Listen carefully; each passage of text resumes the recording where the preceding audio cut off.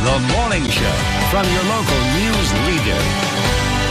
All right, time for Friday Flicks. The most highly anticipated sequel of the year and an animated feature are in theaters this weekend. And so we've invited to review Indiana Jones and the Dial of Destiny and Ruby Gillman, Teenage Kraken, our film critic Chuck Koplinski. Chuck, let's go ahead and start with Indiana Jones. Oh, you don't want to start with Ruby? Oh, let's get that out. No, let's go with Indy. Yeah, and we've all been waiting for Indiana Jones. This film has been released in other countries at the Cannes Film Festival. There's been reviews out already, and the reviews have been tepid. Okay. And I'm not sure why. I don't understand why after seeing this film, because this film is exactly what you would expect, and it is done very, very well. And there you see Harrison Ford there early on in an opening sequence that takes place during World War II, in which the whole de-aging technology is used, and it is quite effective. And it sets up things as we see the MacGuffin of the film, the Dial of Destiny. And there we see Mads Mikkelsen as the Nazi.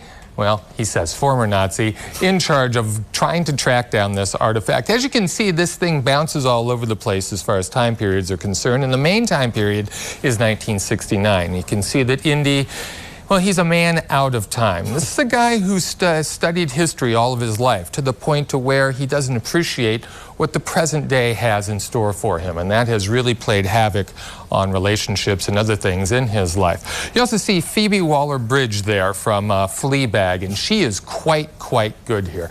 I know with the last film they were talking about maybe Shia LaBeouf taking over the franchise. If she wants to take over the franchise, I'd be all for it, because she goes toe-to-toe with Indy, and the actress goes toe-to-toe with Harrison Ford, and she just knocks it out of the park. You saw Antonio Banderas there. He's briefly in the film, as well as John Rhys Davis coming back from Raiders of the Lost Ark.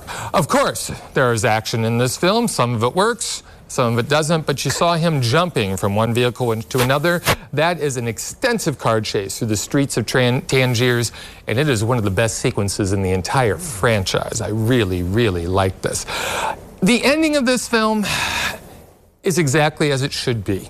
And it is something that I think is very much well earned. I mean, rarely do you see an actor of this caliber create a character over this amount of years. And one of the things I worried about with this film was his age, and how is he going to be able as a character to convincingly pull this off. The fact that they lean into this and that his age is a factor in all of this is very smart, and ends up being very poignant as well. Look, it's an Indiana Jones film. Yeah. It's going to be ridiculous. The humor is going to be there. Sit back and have some fun. That's the whole point. Have fun, and you might actually find yourself shedding a tear or two at the end. I really enjoyed it.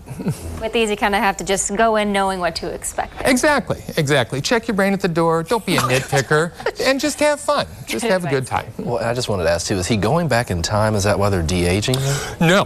The whole prologue, that's the first 25 minutes of the film. It takes place in World War II, and we see why this whole Dial of Destiny, how it was found, why it's important, and why everyone's after it. So no, it's set up that way. And as far as going back in time, I'm not saying it. Oh, okay. All right, and we got an animated film too. How's this one? Well, if you want to call it animated. Ruby Gillman, Teenage Kraken. You know, I don't know. Everyone has a different taste as far as what they, as far as art is concerned. And the whole animation process on this film just really left me kind of cold. I mean, it seems to be kind of half done, as though the characters weren't completely formed. I mean, I don't know. I just didn't like the whole animation of this, and that was something that was hard for me to get past in this coming-of-age story. Ruby is an awkward teenage girl. She doesn't know what to do. Oh, I feel awful. Well, she is a girl that thinks she's human, but she falls into the water one day and realizes, oh my God, I'm a Kraken.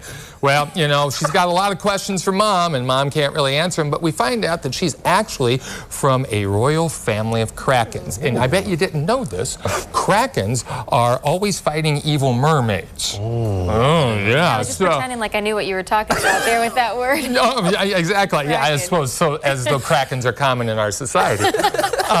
You know, if you've seen Luca, if you've seen Seeing Red, if you've seen The Little Mermaid, you've seen this film. Right? You have seen this movie. There's nothing really original about it, and that's really the biggest problem with it. I mean, it has the best intentions of the world in the world. This message that it has of, you know, teenagers and kids feeling awkward, trying to find themselves. Hey, that's a message that we can't hear enough of.